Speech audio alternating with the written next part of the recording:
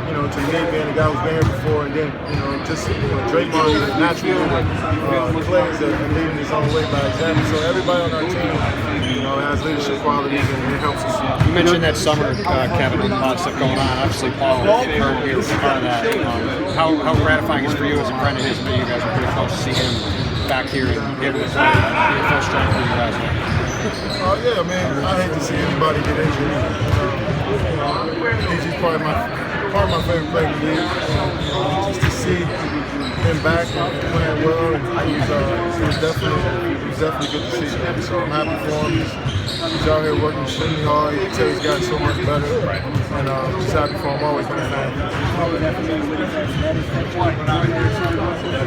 I wouldn't say it affected me, but it was something. It was a scary situation. I felt for Paul. I felt for USA basketball. It was on a big stage. It wasn't an injury in practice, but it was on national TV. So I had flew to LA after the game. I just felt weird the whole next day. Just seeing him go through surgery, seeing his X-ray and his leg was cracked. It was just a lot. That played on my emotions a little bit, and I was mentally drained from just feeling so bad for him. But it's over.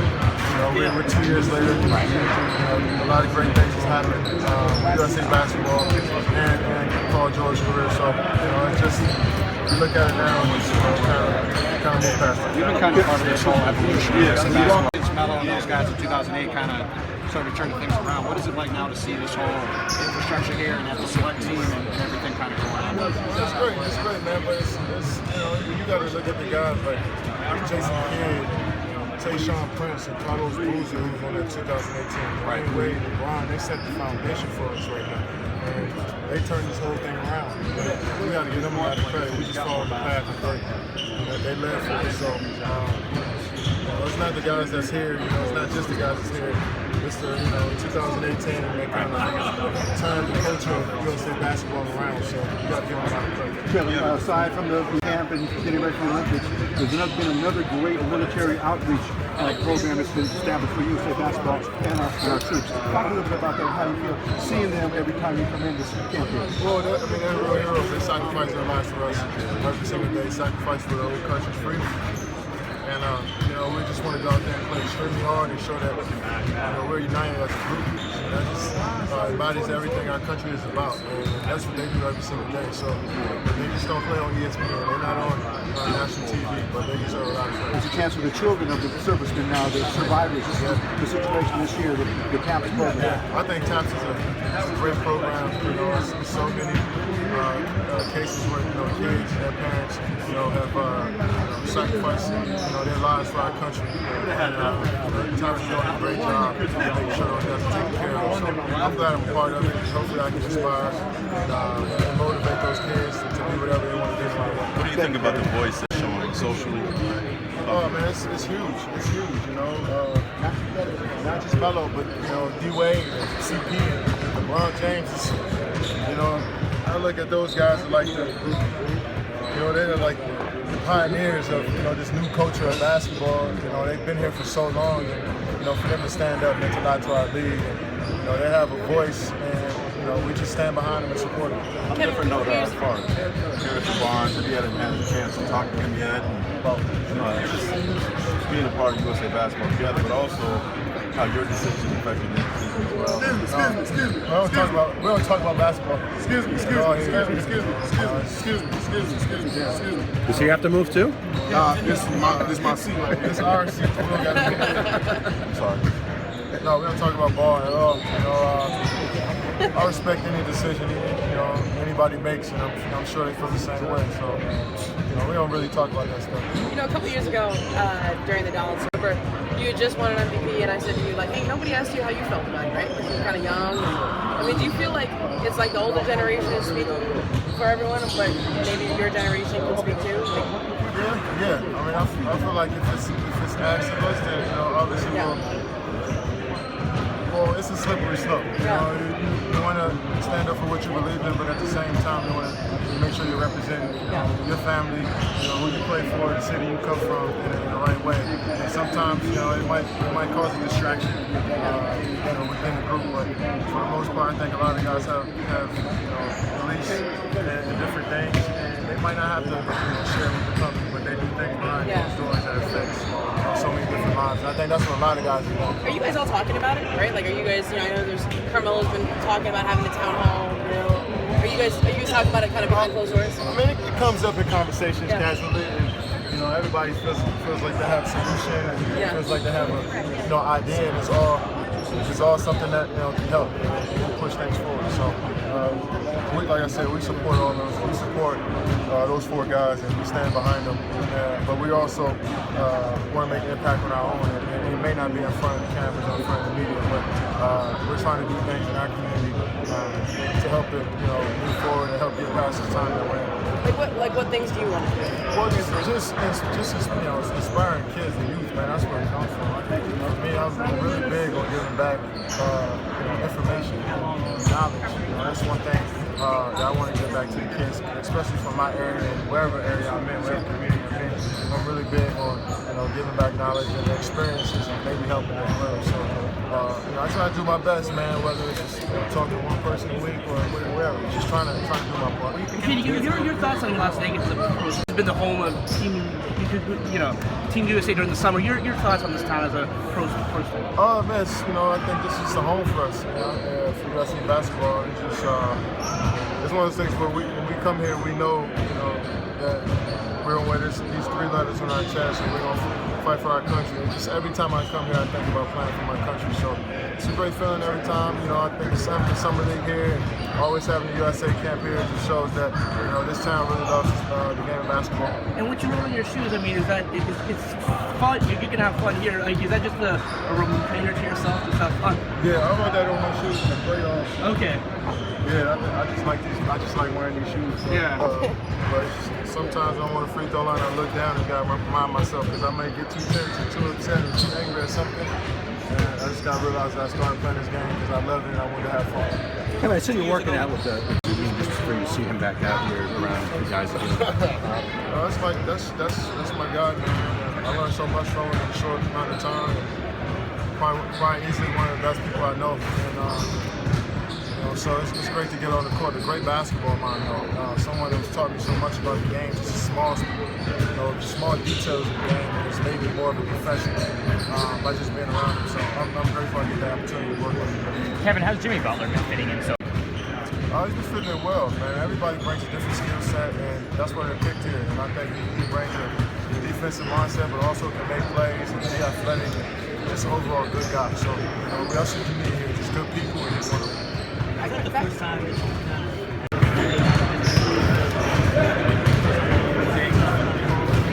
in a public, you gotta make tough decisions behind the lot. Yeah, that was the first time I made a decision where everybody had an opinion on it, everybody was telling me.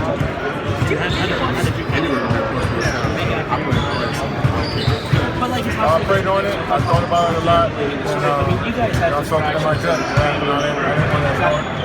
Did you watch TV? Did you watch what being said during that whole process, or kind of insulate yourself? I don't watch sports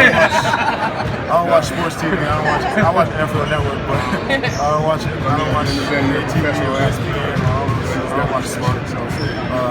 So it's good for the fans of the game, but sometimes people get away from basketball. Is it weird hearing people have a focus on you or talk about you? When you're in the storm, right? Is it important to kind of not take your Twitter feed?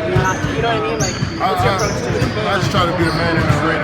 It's easy for critics from the outside to tell you what to do, or tell you how to play, or tell you, what decisions to make if they're not. They wasn't out here this time with me and just putting on a game. The heart rate wasn't up, when he was working out. So I'm the one that's going through it. So I can't really worry about the outside noise because I still got to go to work. The work don't stop. I love the game, doesn't fade. Everything stays the same no matter where I play. A little bit about these 3 days. When he's in a great environment right now, you just tell he's just soaking up all this information and knowledge and just loving the experience, man. If you understand DeMarcus, you can appreciate it. A lot of people don't understand it.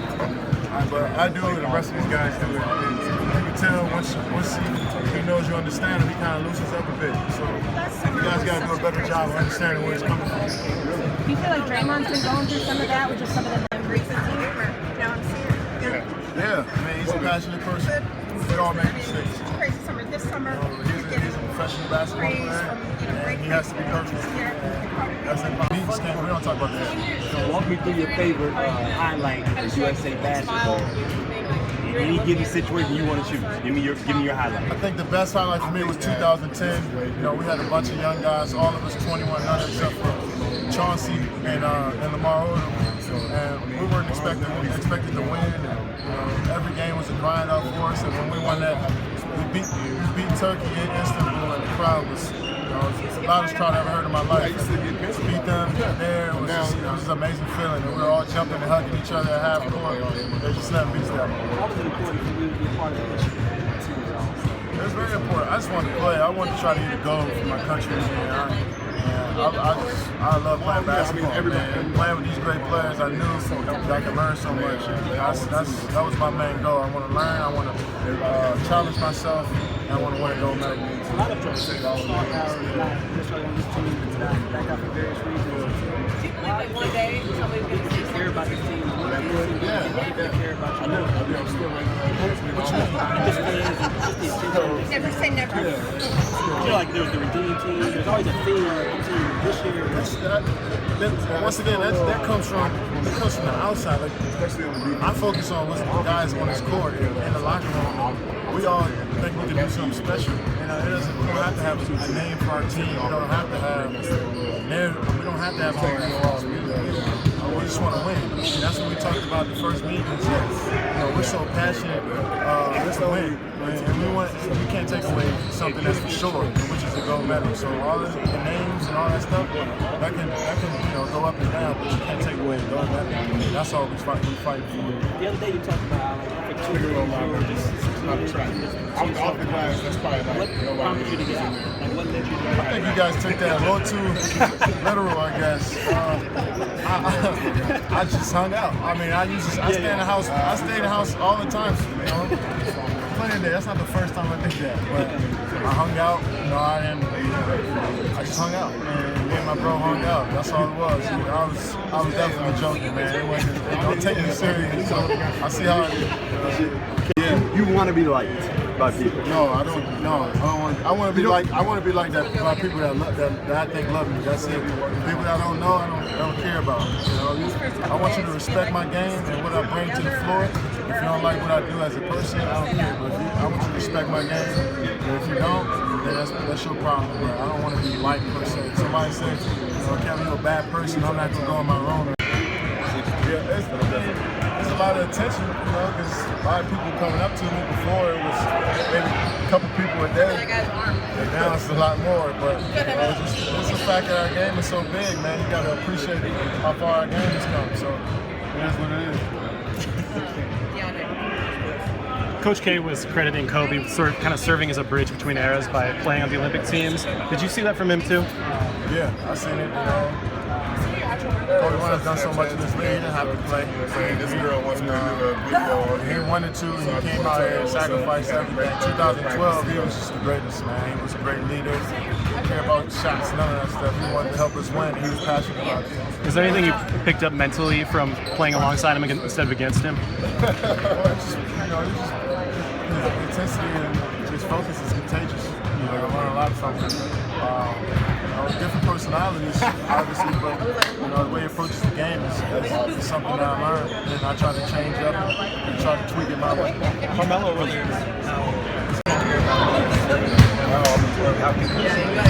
like as the season goes on, people see how others have just excitement that you made in your mind. That's what that teeny activity that comes from like non-sitting people were most interested. They just enjoy the show. If you like basketball, you enjoy basketball. But if you enjoy drama and everything that comes around, the narratives, the comparisons and rankings and all that, if you enjoy that stuff, obviously it's going to be like a TV show to you. But if you enjoy pure basketball, like I enjoy it, then it don't matter who's playing, you're going to just want to watch good basketball. So, whether it's us, whether it's another team, if you enjoy watching basketball in its purest form, you're going to appreciate, how far our league has come and how many great players we have in this league. If you enjoy all the other shit that comes on the outside, then, you'll love, the boos and the tweets and the first takes and all of that. So, I love basketball, and I love whoever loves the game in its purest form. Last question. We're done. Good. DeAndre was saying that you and he have become pretty